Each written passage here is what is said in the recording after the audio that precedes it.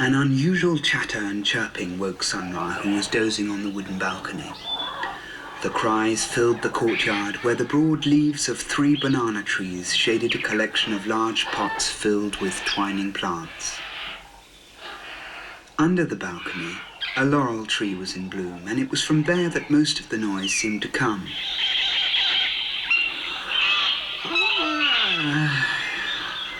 What's going on? Asked Sunrah, torn from his siesta and not in the best of temper.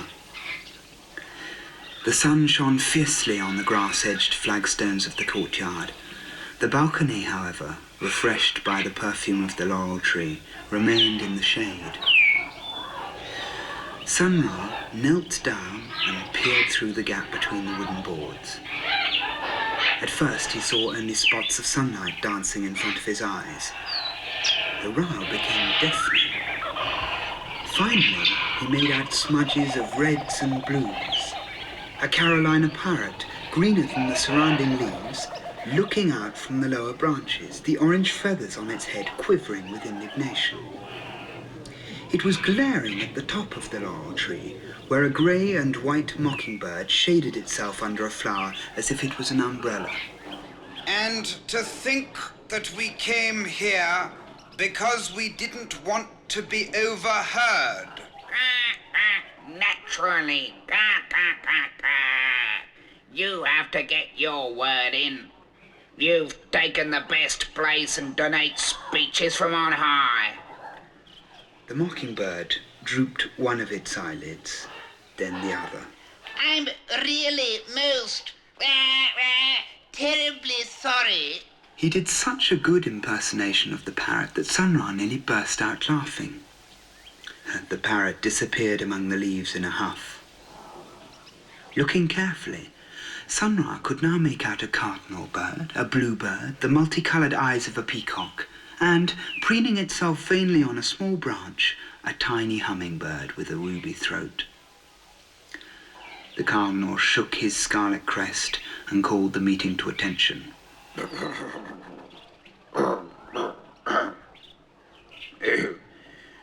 Nobody here but ourselves here. Nobody. We don't need an echo. You're irritating us. You mean I'm irritating you? Let us not waste time. The hour of the siesta is already well advanced, and the noise of people will soon chase birds from gardens. We risk being seen here together.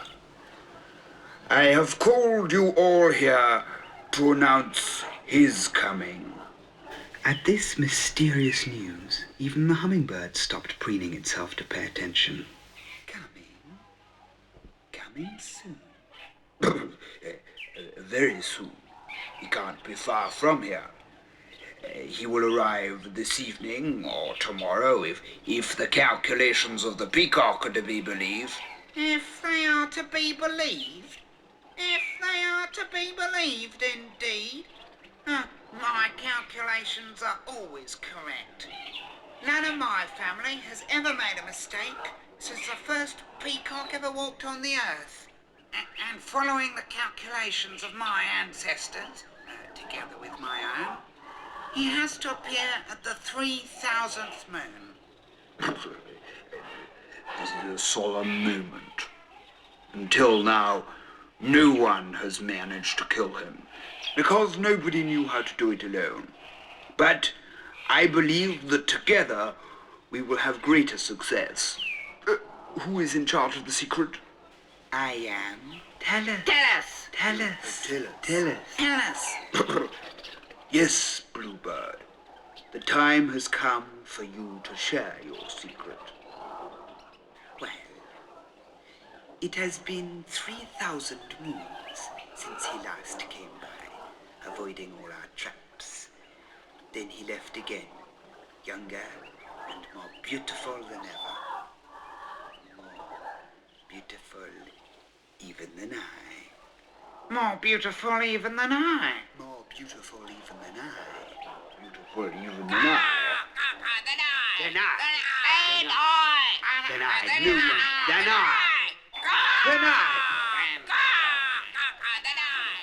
Who are they talking about? Wondered Sunrah, who was by now lying flat, straining to hear every word. But... Thank you. His hiding place has been found. It's not so very far from here, on the plateau following the south wind. He drops down into the middle of a forest of crystal that you can hear tinkling for miles around. It is there that he carries out his funeral rites. A crystal forest? That can be heard for miles around. Yes, exactly. That's the danger. You can't approach the forest without him knowing of your coming. He wouldn't hear me. Oh, conceited creature. He would hear the wing beat of a mayfly, recognize the floating of a dandelion seed. Do you think that the forest wouldn't start to tremble at the sight of his breath? And he would see you coming from far away in the reflections of the trunks and branches. So, there is only one moment when we can do away with him. Only one moment when he is defenseless. Despite the singing forest and its mirrors of crystal. And that's when he will turn in that way. Sunrah stifled a cry of disappointment. The cardinal had suddenly lowered his voice. The other birds were quiet. He could hear nothing, not even a murmur. For a long time he waited, stretched out on the balcony, as the rays of the sun passed slowly along the line of jars, and the shadow of the banana trees seeming like huge feathers on the flagstones of the courtyard. From the neighbouring gardens there came not a sound, not a rustle, not a flutter of wings, nothing save the scent of myrtle and jasmine. And under the balcony the laurel tree remained maddeningly silent. Sunrah began to wonder about the mysterious he who returned every 3,000 moons to a forest of crystal along the way of the south wind. Perhaps I must warn him of the plot of these jealous birds, he said to himself. They seem determined to kill him. If only I knew how. But it's impossible to hear them now. It would be better for me to leave so they don't find me so close to their hiding place. Carefully, he stretched his muscles one by one, got up, and laid himself once more on the couch. But through half-closed eyes he kept a sharp lookout. At length he saw the shadow of a branch quiver on the stone wall. In a silky rustle of leaves the peacock shot out, perched on top of the wall, looked carefully all around, and disappeared over the neighbouring garden. The hummingbird followed, then the bluebird, then the cardinal. The mockingbird came out in turn, but paused and spoke back into the leaves of the laurel. Above all, don't speak to anyone else. Why, what do you take me for? And he flapped away, squawking loudly enough to wake everything in the garden.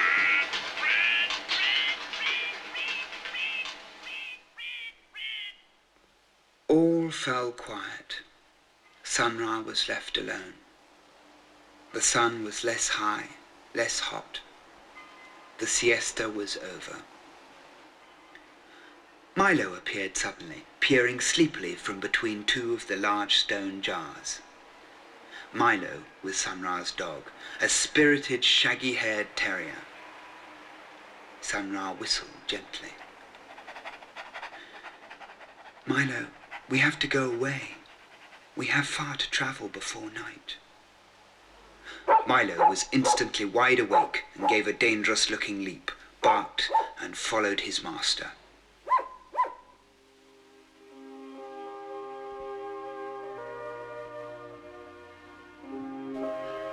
They left the village and walked until evening. The road seemed endlessly long. At first it led across fields of cane sugar, then through cotton fields where the cotton hung in puffs on the branches. As night fell, they were still walking. Now the road ran through strange countryside, glimmering in the moonlight, bare, flat country, without grass or flowers, without birds. A moon-coloured land, like that other moon, high up in the dark blue-black of the sky. They were so tired that they almost slept as they went along, stumbling against each other from time to time. Sunrah had long ago taken off his sandals, which had begun to hurt, and had slung them round his shoulders. Milo felt his paws wearing thin underneath him. Finally, they could go no further. Not really having any idea of where they were, they moved a little off the road and fell down exhausted to rest.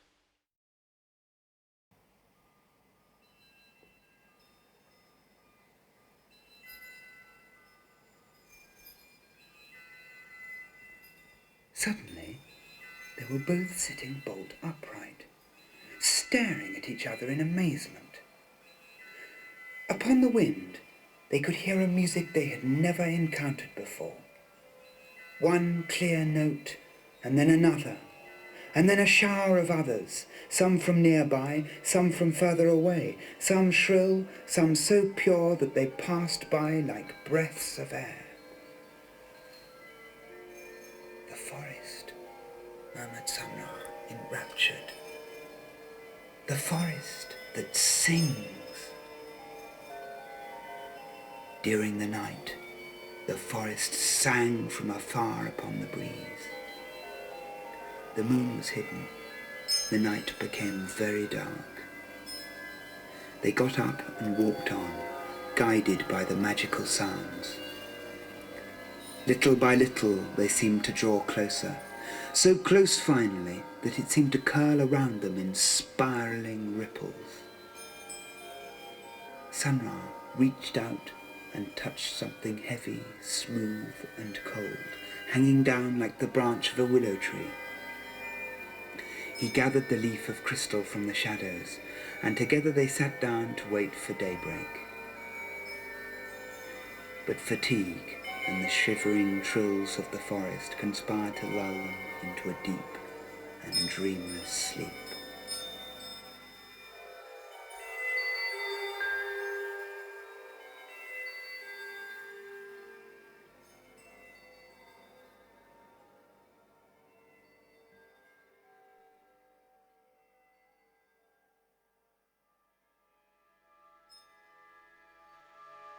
When they awoke, the sun was high overhead.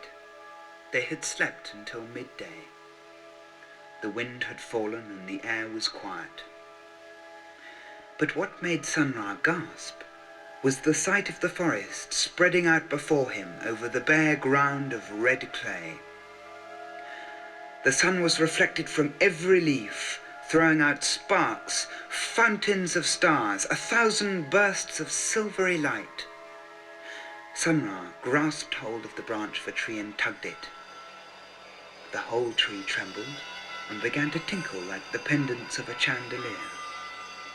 Then in turn, the next tree began to shake, then another, until the forest began to ring like an endless garland of bells. Looking further, Sunrah could make out paths through the enchanted forest. They all converged on a central clearing, where the trunks of the trees stood in a circle like pillars of glass. As quietly as they could, Sunrah and Milo went down a track that led to the clearing. But softly though they went, it was enough to set the forest shimmering. Sunrah thought of the birds in the laurel tree. They were right in thinking that nothing would be able to pass through unnoticed. But then, he wondered, who is the unknown host of the forest? Maybe he's invisible, for I can't see where he could be hiding.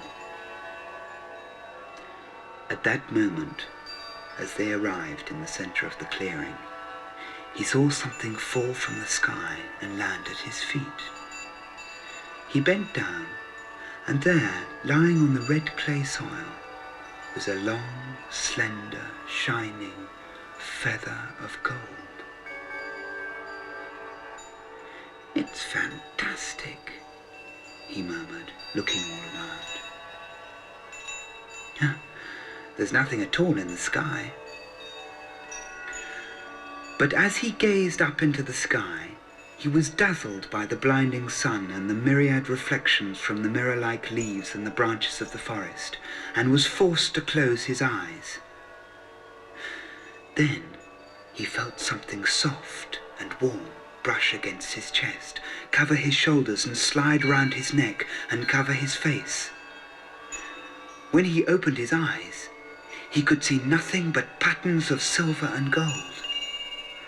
And a strange voice said, "Have you come to do me harm?" No, I haven't come to harm you. And if you are the one I've been looking for, I've come to save you from harm. But who are you? "I am the Phoenix." The bird loosened its hold on the boy, and with a beat of its wings settled on a nearby branch as the whole forest accompanied its movement. Sunrah stood transfixed by its beauty. The shining gold that burst from its collar fell down like rain to form a kind of cape, and on its head trembled a small crest, the graceful stems topped by tiny mirrors of gold. Its eyes were of topaz, its feet of bright coral. Its body was whiter than sunlit snow, from which flowed a long tail which was never still, and which trembled in front of the tree of glass like a flood of golden feathers. Sunrah continued to stare, murmuring, "Now I understand why they wished to kill you." "You speak of the other birds." "How did you know?" "Every 3,000 moons they try to kill me. But I am well guarded by the forest." Perhaps not as well as you think. I heard them only yesterday. They have a new plan." "What is this new plan?" "I don't know, but they seem to speak of a plan to take advantage of the one time that you are defenseless." "I can guess." His eyes seemed to cloud over with a gilded mist, and the feathers of his tail rippled slowly. "Do you know of my name? My legend?" Sunrah was a little ashamed to have to admit that he did not. "I have lived since the beginning of time. I have seen the earth turn to desert. I've seen it covered by water. I have seen civilizations appear, watched them build their cities and temples, seen them wage war, and watched their passing. For 3,000 moons I pass around the world, hiding in the rays of the sun, so covered in gold myself that I cannot be seen. And then I settle in this forest and arrange a pile of wood. And when the 3,000th moon settles over the horizon, I sing my funeral dirge, lie down upon the pyre, and set fire to it, and am consumed by flames. Nothing is left of all this gold save a handful of ashes.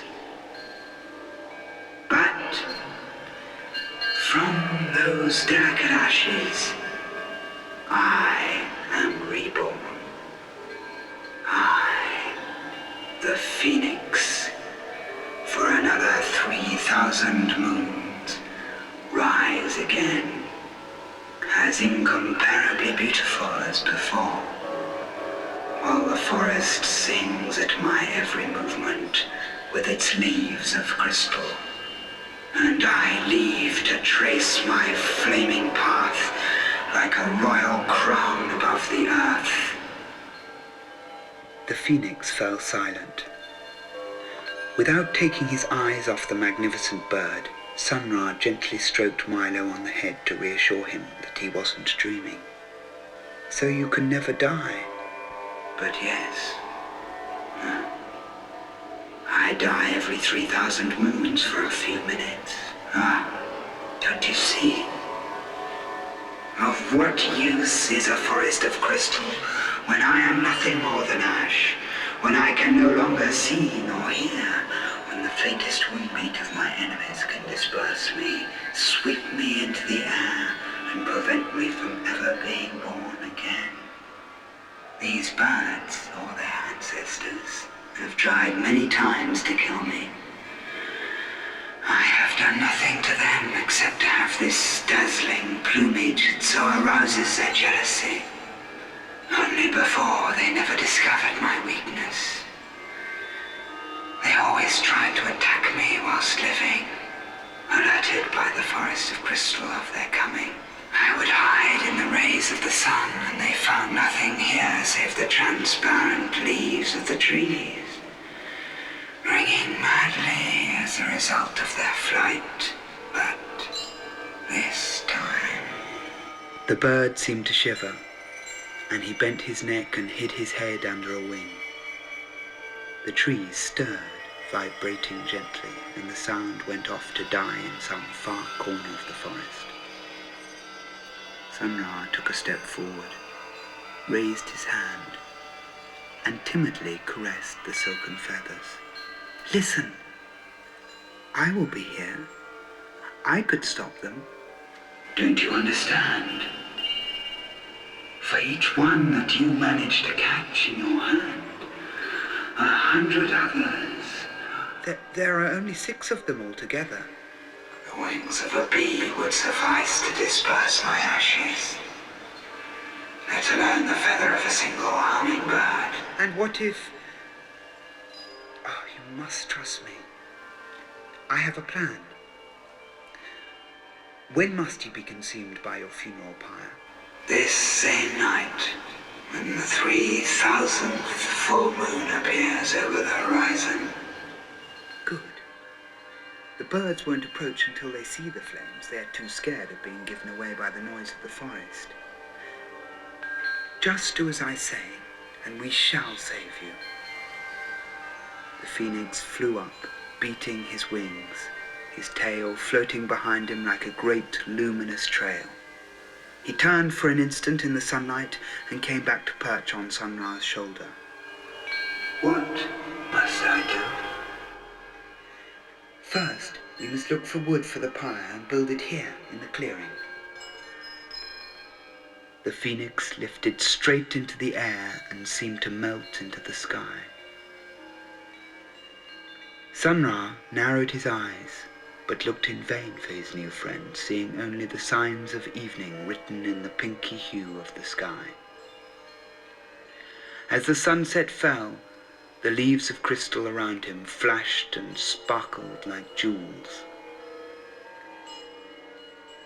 Sunrah bent down and whispered for a long while in Milo's ear, who closed one eye, pointed with his nose, and pricked up his ears as he listened, all signs of his attention to his master's words.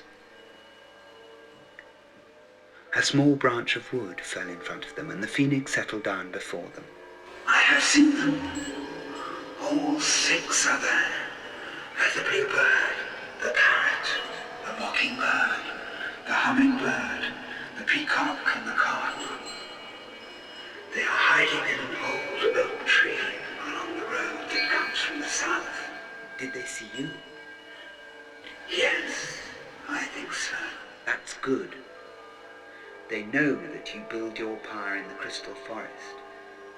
Can they make out what is going on here? No, they are too far away. They will only see the glow of a fire at night, reflected in the sky and the trees. That's perfect. Now we must hurry." The phoenix flew away again in search of more wood, while the boy and his dog cast around for what little there was in that strange forest that would burn. The pyre was quickly built. The sky darkened, becoming purple. "Now," said Sunrah to the phoenix, "give me some of your feathers and leave me alone here with Milo. Go away from here to a place where you won't be found, where none wish you harm, further north, and quickly build another pyre before the rising of the moon. I will take care of your enemies here, and tomorrow you will leave them far behind. Shall I ever see you again?" "I shall return in 3,000 moons.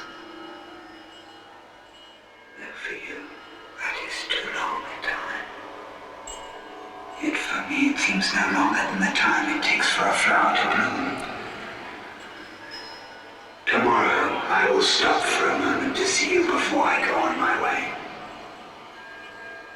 Where shall you be found?" "The village along the south road, where the road crosses the river. I will watch the sky all day long." The bird rested a moment longer on Sunrah's shoulder, caressing his cheek softly with his feathers of snow and gold. His tail fell as far as the ground, forming a pool of feathers. Sunrah reached out and gently detached several of them. "Farewell, farewell." Then the phoenix flew from his arms like an arrow. The wind from his flight had scarcely set the forest trembling, than he was to be seen no more. Sunrah looked at the feathers in his hand. "Come on, Milo," he said. "We haven't a moment to lose." He placed the feathers around the pyre, hesitated, then took one back to keep for himself. After making sure that everything was in place, he took a path that led north and stopped at the edge of the forest. From there he would be able to see clearly the flames of the pyre in the clearing. Night fell. Digging into the ground, he began to plaster the patient Milo with handfuls of red clay until he was covered from head to foot. "Now," he said, "when you are done, curl up into a ball and you look just like a clod of earth." On the horizon, a glimmer of light had begun to sprout. The moon was rising. Sunrah set light to a small conifer branch they had gathered, and gave the branch to Milo, who left, keeping close to the ground, sheltering the small flame carefully. Sunrah stayed behind in the shadows, waiting, until far away he saw the pyre begin to burn, breaking into a clear jet of fire. And nobody would have thought the lump of red earth next to a tree trunk was really the intrepid Milo, whose escape by firelight would otherwise have alarmed the birds and given the game away. Sure enough, the birds quickly arrived in a flurry of wings, and the forest rang its warning chimes, troubled by their rapid flight. The parrot screeched calls of triumph, louder even than the calls of his companions. They flew for several minutes above the flickering flames. The moon rose slowly in the sky. The pyre was now a mound of burning embers, its red glow washed over the glassy trees. At the risk of burning their wings, the birds dropped down and swept the ashes and the still glowing embers, trampling on them, pecking at the feathers that Sunrah had left beside the fire. The mockingbird flew up to perch on a twig of crystal. "Now let's see if he will be reborn from these ashes." But there was nothing in the red clay soil, except a few scattered embers. Some miles distant, towards the north, in an isolated place, Some other embers were also just dying out. But in the glowing cinders, a marvelous bird arose, with its crest and precious cape, its eyes like topaz, a snow-white body and the long shining tail which flowed over the ground like a stream of golden hair. Sunrah smiled to himself as he saw the peacock turn towards the moon, seesawing on his perch, crying out, At last, no one is more beautiful than I. Nobody has a face like that. Nobody more than I.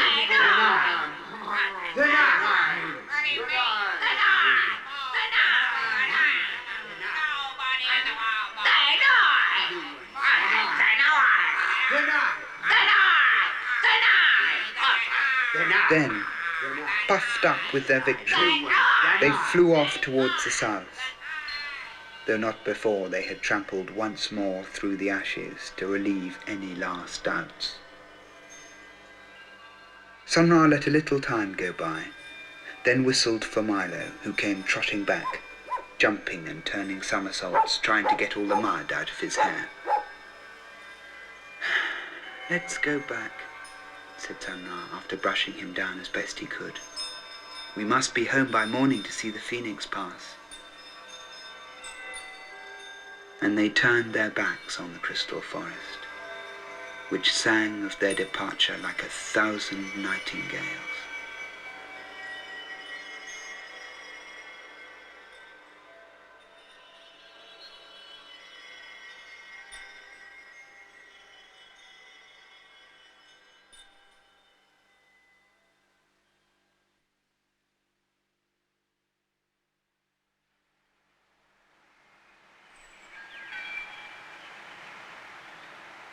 The sun was already high when they reached home.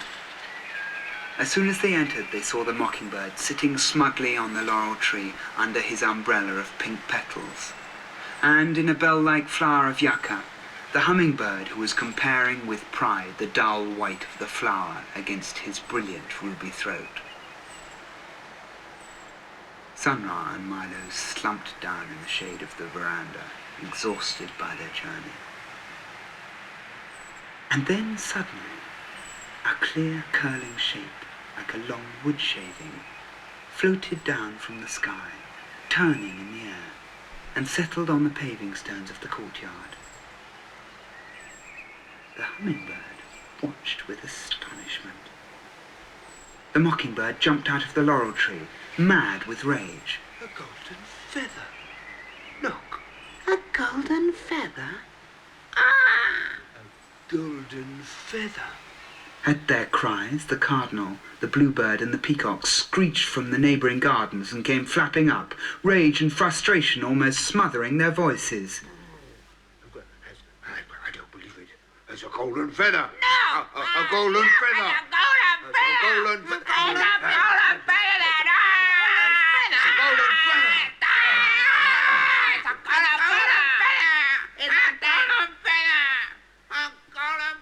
They perched on the wall and stared into the sky. Shielding his eyes, Sunrah also gazed upwards. High up in the azure blue, a bird of light was gliding, motionless except for its flowing tail, starred with 1,000 flashes of light. And then it shot away like a dart, as Sunrah's eyes followed the dazzling trail in the sun that was left by the immortal phoenix.